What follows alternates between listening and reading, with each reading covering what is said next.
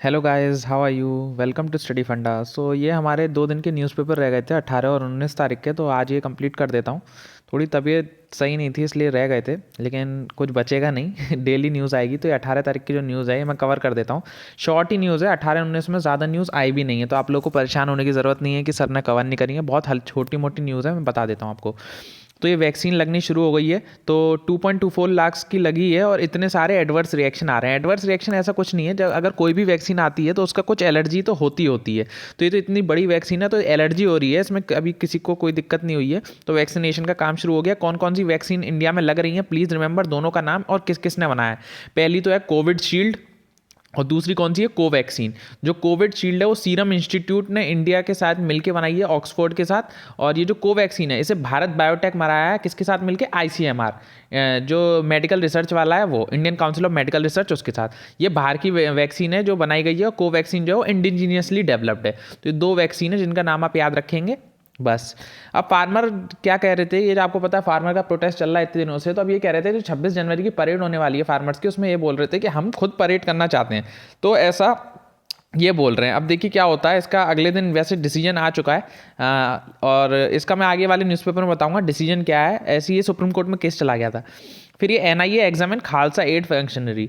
सबसे बड़ी दिक्कत क्या है, ये लोग अगर कर भी रहते रैली तो सबसे ज़्यादा जो सिक्योरिटी ब्रीच का खतरा है। और इसमें ऐसा शक है कि ये जो इनका प्रोटेस्ट है, प्रोटेस्ट तो अपने हक है, प्रोटेस्ट करना तो फार्मर्स का हक है, कोई भी जाके शांतिपूर्ण कर सकता है। लेकिन इन लोगों के बीच में कोई गलत आदमी भी तो होंगे बहुत सारे, जो खालसा मूवमेंट, आपको पता है खालसा मूवमेंट खालिस्तान बनाना चाह रहे हैं, बहुत सारा फंड आ रहा है, तो इस वजह से उनके लोग भी तो हो सकते हैं जो बहुत सारा फंड दे रहे हैं और वो चाह रहे हो कि इधर हम भड़का दें, ताकि ये जितने फार्मर्स हैं, मेनली आपको पता है हरियाणा पंजाब वाले फार्मर्स हैं, उनको भड़का दें कि आप खालिस्तान की डिमांड करो, ये करो वो करो। तो सबसे ज्यादा दिक्कत ये है, इसलिए सिक्योरिटी के चक्कर में वो लोग अंदर नहीं आने दे रहे हैं पुलिस वाले। उनकी गलती नहीं है ना, फार्मर्स अपनी जगह गलत बोल रहे हैं, फार्मर्स का हक है लड़ना, उनका हक उनसे कोई नहीं छीन सकता। लेकिन डर क्या है कि यहाँ पे कुछ गलत अफवाहें फैल जाएगी तो सारा नुकसान हो जाएगा।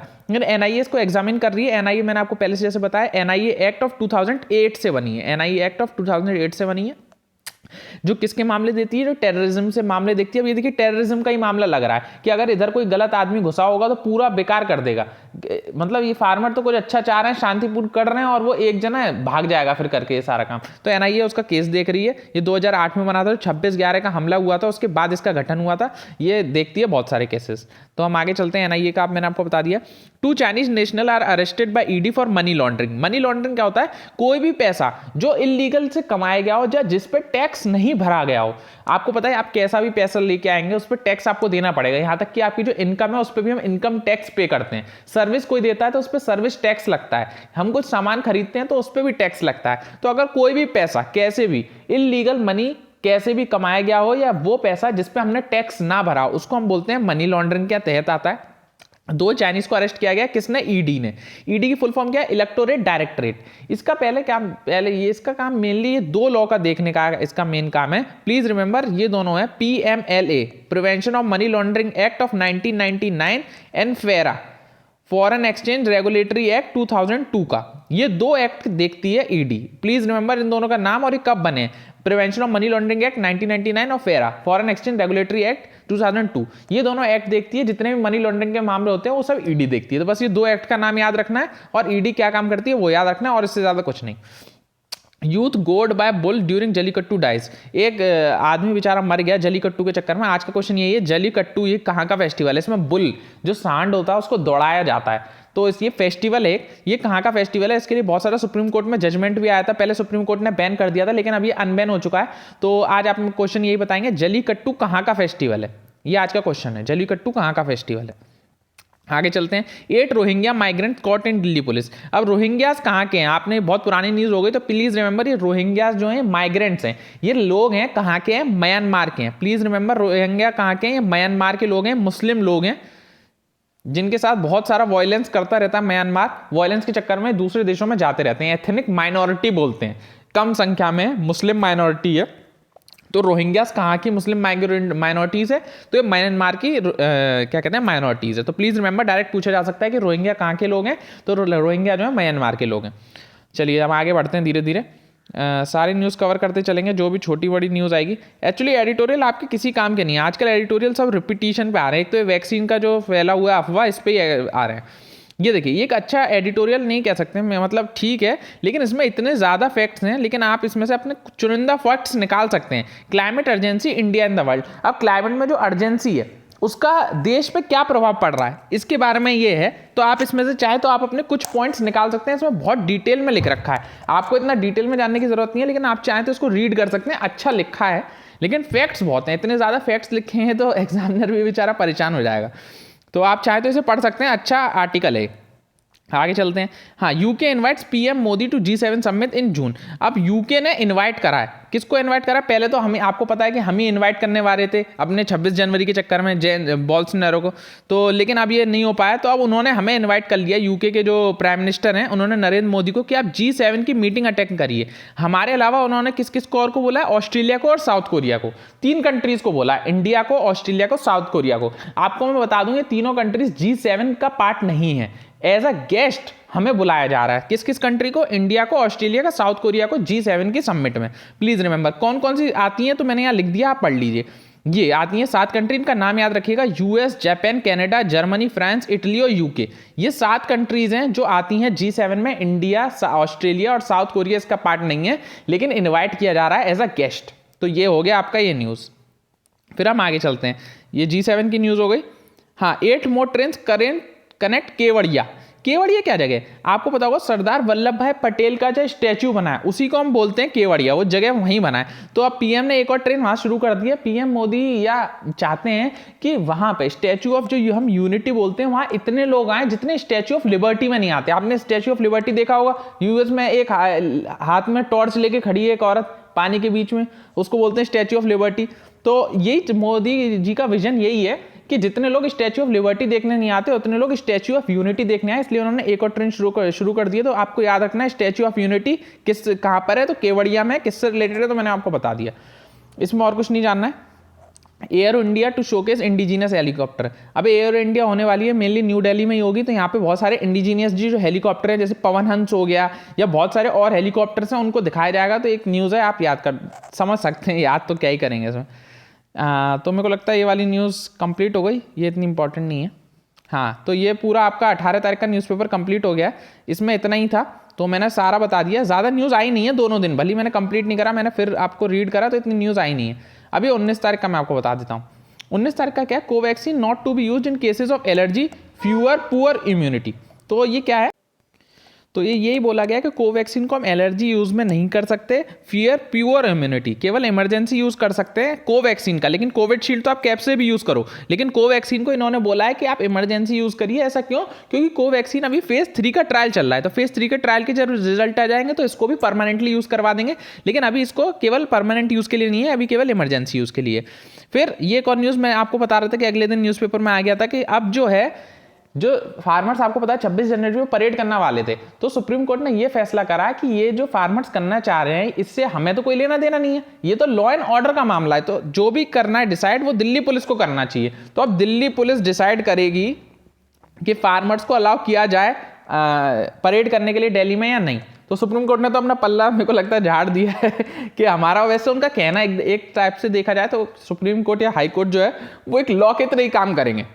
तो उनका कहना है सही है कि एक तो लॉ एंड ऑर्डर का मामला है, इसमें सुप्रीम कोर्ट कुछ नहीं करेगी। अगर Delhi police law and order को संभाल सकती है तो अलाउ करे, वरना वो अपने हिसाब से देख ले। तो ये एक न्यूज़ थी, तो ये एग्जाम में नहीं आएगी, आपको जानकारी के लिए मैं बता रहा हूँ। तो हम आगे चलते हैं, जो भी छोटी मोटी न्यूज़ है वो सब कवर करते हुए चलेंगे। वैसे छोटी ही न्यूज़ आई है, कोई इतनी बड़ी न्यूज़ आई नहीं है, एडिटोरियल इतने अच्छे नहीं थे आप लोगों के लिए। हाँ, ये एक अच्छा था, KIIB borings bypass limit for states से केग। अभी कैग ने कुछ बोला है बोरिंग्स के related, not that important, CAG बहुत इंपॉर्टेंट है। तो कैग के बारे में आप थोड़ा पढ़ लीजिए। कैग मैंने यहाँ लिख दिया, देखिए पूरा। कैग किस आर्टिकल में आता है? तो आर्टिकल 148 में आता है। इसका फुल फॉर्म क्या है? Comptroller and auditor general. इसे अपॉइंट कौन करता है? तो प्रेसिडेंट अपॉइंट करता है। पहली चीज़ तो ये हो गई। इसका टर्म कितना होता है? तो 6 साल का होता है या 65 साल का होता है। फिर इसको प्लेजर ऑफ प्रेसिडेंट मिला हुआ है, मतलब इसे प्रेसिडेंट कभी भी रिमूव कर सकते हैं? नहीं। तो इसे प्लेजर ऑफ प्रेसिडेंट नहीं मिला, इसे प्रेसिडेंट रिमूव नहीं कर सकते। इसे रिमूव कैसे करेंगे? इसे पार्लियामेंट के थ्रू रिमूव कर सकते हैं, बाय स्पेशल मेजोरिटी। जब स्पेशल मेजोरिटी होगी तभी इसे रिमूव कर सकते हैं। और किस ग्राउंड पर रिमूव कर सकते हैं? उसका ग्राउंड है प्रूव्ड मिसबिहेवियर और इनकैपेसिटी, इस ग्राउंड पे रिमूव कर सकते हैं। तो इसे सबसे इंपॉर्टेंट सवाल यही होता है कितना टेन्योर है, किस आर्टिकल में लिखा गया है, और इसे प्लेजर ऑफ प्रेसिडेंट मिला हुआ है और ये रिमूव कैसे होता है। तो रिमूव स्पेशल मेजोरिटी से होगा, प्लेजर ऑफ प्रेसिडेंट नहीं मिला हुआ है। तो ये बस इतना हो गया। ड्यूटीज आपको पता है, इसका सारा काम होता है फंड का देखने का, कैसा भी फंड हो, कंटेंजेंसी फंड हो, कंसोलिडेटेड फंड हो, पब्लिक अकाउंट फंड हो, ये सारा फंड का मामला देखती है। और ये पार्लियामेंट में 3 रिपोर्ट रखती है। 3 रिपोर्ट का नाम याद रखिएगा, एक तो एप्रोप्रिएशन रिपोर्ट, एक फाइनेंस रिपोर्ट और एक पब्लिक अंडरटेकिंग की रिपोर्ट। प्लीज रिमेंबर इन तीनों रिपोर्ट का नाम, एक एप्रोप्रिएशन रिपोर्ट, एक फाइनेंस रिपोर्ट, एक पब्लिक अंडरटेकिंग रिपोर्ट। अब बहुत लोग पूछेंगे कि जो कैग है वो सारे लोगों का ऑडिट करती है, तो नहीं, बहुत चीजें हैं जिनका ऑडिट नहीं करती, जैसे एसबीआई का ऑडिट कैग नहीं करती, एलआईसी का ऑडिट कैग नहीं करती, ऐसी 1-2 चीज और हैं जिनका ऑडिट कैग नहीं करती है। तो एक आपका क्वेश्चन ये भी बन जाता है, सबसे ज्यादा फेमस एसबीआई एलआईसी है कि इनका ऑडिट भी कैग करती है क्या, तो नहीं, इनका ऑडिट कैग नहीं करती है। तो प्लीज रिमेंबर, तो ये कैग की बात हो गई। फिर ये Rafale to be make debut in Republic Day parade, तो राफेल जो है वो रिपब्लिक डे परेड पे पहली बार अपना डेब्यू करेगा। तो ये राफेल, आपका आज का क्वेश्चन ये है कि राफेल हमने किस कंट्री से लिया है, तो आज का क्वेश्चन यही है, राफेल हमने किस कंट्री से लिया है। और एक क्वेश्चन ये है कि जल्लीकट्टू जो है वो किस स्टेट का त्योहार है। तो जल्लीकट्टू एंड राफेल से 2 सवाल हो गए आपके, आज अपने को कमेंट सेक्शन में बताएंगे। फिर हम आगे चलते हैं, जो भी न्यूज़ है, Lone under pressure to under electoral pact, ये तो मैंने आज का न्यूज़पेपर भी जो है उसमें भी कवर करा है। इसमें जो बात हो रही है वो हो रही है Gupkar declaration, Gupkar GUPKAR, Gupkar declaration.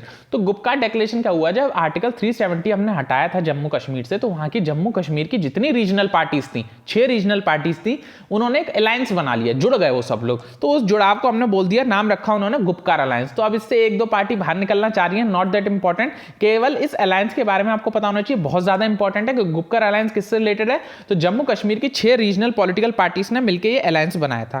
तो ये आपका हो गया Gupkar alliance. New monsoon forecast model on the anvil, अभी आपको पता होगा सर्दियों में ये मानसून का फोरकास्ट बोल रहे हैं, सर्दियों में नई दिल्ली हो गया, हरियाणा हो गया, पंजाब हो गया, यहाँ जो बारिश होती है, ये क्यों बारिश होती है, तो ये होती है ड्यू टू वेस्टर्न डिस्टर्बेंसेस, जो मेडिटेरियन रीजन में जो डिस्टर्बेंस हो रहा है, जिसकी वजह से यहाँ पे जो बारिश होती है, इसको हम बोलते हैं वेस्टर्न डिस्टर्बेंसेस। ये किसकी वजह से होता है, तो प्लीज रिमेंबर, ये होता है वेस्टर्न जेट स्ट्रीम की वजह से। कोई पूछ लेता है कि सर्दियों में नॉर्थ इंडिया में बारिश क्यों होती है, तो ये होती है वेस्टर्न डिस्टर्बेंसेस की वजह से, या जिसको कौन सी स्ट्रीम इसके लिए रिस्पॉन्सिबल है, तो वेस्टर्न जेट स्ट्रीम इसके लिए रिस्पॉन्सिबल है। या आपने सुना होगा तो सर्दियों में साउथ इंडिया में केरला, कर्नाटक, तमिलनाडु वाले रीजन में बारिश होती है। तो ये क्यों होती है, ये हमारे जो रिट्रीटिंग मानसून होता है, जो मानसून जो हमारा वापस हो रहा है, उस वजह से होती है। तो साउथ इंडिया में जो बारिश होती है वो रिट्रीटिंग मानसून की वजह से होती है, और जो नॉर्थ इंडिया में जो बारिश होती है वो वेस्टर्न डिस्टर्बेंसेस की होती है। ये दोनों में विंटर सीजन की बात कर रहा हूं। वहीं अगर हम समर सीजन में आ जाए, तो समर सीजन में जो बारिश होती है वो किस स्ट्रीम की वजह से होती है, तो वो ईस्टर्ली जेट स्ट्रीम की वजह से होती है। Simple rule, easterly jet stream. Summer में अगर बारिश होगी तो ईस्टर्ली जेट स्ट्रीम होगी, अगर सर्दियों में बारिश होगी तो वेस्टर्ली जेट स्ट्रीम होगी। ये 2 चीजें डायरेक्ट एग्जाम में सवाल होता है कि कौन सी जेट स्ट्रीम रिस्पॉन्सिबल है, तो इनका दोनों का नाम आप याद कर लेंगे।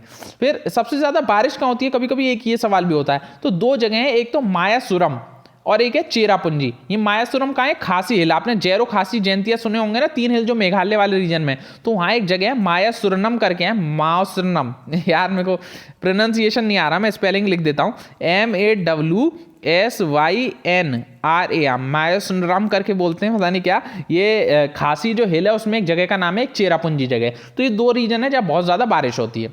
तो ये हमारा हो गया मॉनसून से रिलेटेड थोड़ा। फिर CVC presses for expeditious disposable of vigilance cases. अब सीवीसी कह रहा है कि आप इतना जो भी केस ले रहे हो, आप इतना डिले क्यों कर रहे हो, जल्दी जल्दी केसेस को निपटाओ। तो सीवीसी हमारे लिए बहुत इंपॉर्टेंट है। तो सीवीसी की जो क्या है, हाँ सीवीसी बहुत इंपॉर्टेंट है। इसमें किसकी बात हो रही है, लोकपाल एंड लोकायुक्त। अरे तो लगता है मैंने सॉरी मेरे से गलती हो गई, इसमें मैंने थोड़ा गलत स्क्रीनशॉट लगा दिया। यहाँ लोकायुक्त अलग है, उसमें लिख रहा है लोकायुक्त का अलग सेक्शन, कोई बात नहीं, मैं आपको सीवीसी के बारे में थोड़ा सा बता देता हूँ। सीवीसी की फुल फॉर्म क्या है, सेंट्रल विजिलेंस कमीशन। ये हर डिपार्टमेंट में, सरकार ये बोलती है कि हर डिपार्टमेंट में एक सीवीसी होना चाहिए, उसके साथ और भी हो सकते हैं। तो ये हमारा हो गया सीवीसी के बारे में। ये इतना इंपॉर्टेंट नहीं है, आप चाहे तो इसे पढ़ भी सकते हैं, और अगर मैं चाहूँगा तो इसकी मैं एक स्क्रीनशॉट जो है मैं आपके टेलीग्राम ग्रुप में भी अपलोड कर दूंगा। इसके बारे में आप कोई बात नहीं, आप यहाँ लोकपाल का मैंने लगा दिया तो लोकपाल पढ़ लीजिए, वे भी बहुत इंपॉर्टेंट है। तो लोकपाल एंड लोकायुक्त एक्ट हमारा पास हो चुका है, आपको पता होगा। सबसे पहला सवाल तो यही बनता है कि सबसे पहले लोकपाल किस देश में आया, तो सबसे पहले जो है वो स्वीडन में आया। प्लीज रिमेंबर कहाँ पर आया, स्वीडन में आया 1809 में। लोकपाल क्या होता है, लोकपाल जो होता है सेंट्रल मिनिस्टर्स के लिए होता है, और लोकायुक्त क्या होता है, लोकायुक्त स्टेट लेवल पे होता है। तो लोकपाल जो होता है सेंटर के लिए होता है, लोकायुक्त क्या होता है स्टेट के लिए होता है। इनका काम क्या है मेनली, अगर बोला जाए कि लोकपाल लोकायुक्त का काम क्या है, अगर कोई भी सेंट्रल गवर्नमेंट का एम्प्लॉय या कोई भी स्टेट गवर्नमेंट का सरकारी एम्प्लॉय कुछ भी गड़बड़ करता है, तो अगर आपको शिकायत करनी है तो आप कहां करोगे, लोकपाल एंड लोकायुक्त में कर सकते हो, सीधी बात ये। फिर इसमें कितने मेंबर होते हैं, तो 1+8, एक मेन मेंबर होगा और 8 जो हैं वो अदर्स मेंबर होंगे, जो 1+8 है। और इनमें से 50% जो हैं वो जुडिशियल मेंबर होने चाहिए। 1+8 में से 50% जो कितने कौन से होने चाहिए, तो जुडिशियल मेंबर होने चाहिए। टोटल कितने मेंबर होते हैं, 9 मेंबर, 1+8। फिर कौन सी सिलेक्शन कमेटी है जो इनको अपॉइंट करती है, तो कौन कौन होता है, एक तो पीएम होता है, लीडर ऑफ लोकसभा होता है, लीडर ऑफ अपोजिशन मेंबर होते हैं, सीजीआई होता है, एमिनेंट ज्यूरिस्ट होता है। तो ये सारे लोग मिलकर इसको अपॉइंट करते हैं। ये इतना इंपॉर्टेंट नहीं है, केवल ये एग्जाम इसमें पूछा जाता है कि लोकपाल लोकायुक्त जो एक्ट है सबसे पहले कहाँ पे लाया गया, इसका काम क्या क्या है, और इसमें कितने मेंबर्स होते हैं। तो 1+8, जिसमें से 50% जो मेंबर हैं वो जुडिशियल मेंबर होने चाहिए। बस इसमें ये इंपॉर्टेंट है और कोई इतना इंपॉर्टेंट नहीं है। फिर मैं आगे चलता हूँ, और मेरे को नहीं लगता और कोई न्यूज़ बची है। शुगर आउटपुट राइजेस, तो सबसे ज़्यादा शुगर प्रोडक्शन कहाँ होता है, तो यूपी में होता है। मैंने आपको बता दिया, बस इससे यही सवाल हो सकता है, शुगर राइज हमारी बढ़ रही है। फिर avian flu not that important हो गया है। तो हाँ, तो देखिए इसमें इतना ही न्यूज़ में था आज को, इसमें कुछ था नहीं ज़्यादा। So I hope you like my lecture. और जो लोग भी मेरा न्यूज़पेपर देखते हैं उन्हें डरने की ज़रूरत नहीं। मेरे को इतने सारे मैसेज आ गए, एक दिन न्यूज़पेपर नहीं आया तो बहुत लोगों के मैसेजेस आए कि सर आप न्यूज़पेपर नहीं लाए हैं, आज क्या हो गया ये वो। तो आई अपोलोजाइज फॉर दिस। और डेली न्यूज़पेपर आएगा, आपको घबराने की ज़रूरत नहीं है। अब जब तक आपका एग्जाम नहीं होता है डेली न्यूज़पेपर आएगा, तो आप बिना चिंता के अपनी पढ़ाई पे ध्यान दीजिए। न्यूज़पेपर और करंट अफेयर्स मेरे पे चिंता छोड़ दीजिए। So I hope you like my lecture. जिन क्वेश्चनों का मैंने आज पूछा है, जलीकट्टू के बारे में भी पूछा है और राफेल के बारे में भी पूछा है, तो आज दोनों का आंसर आप कमेंट सेक्शन में देंगे। So take care guys, bye bye.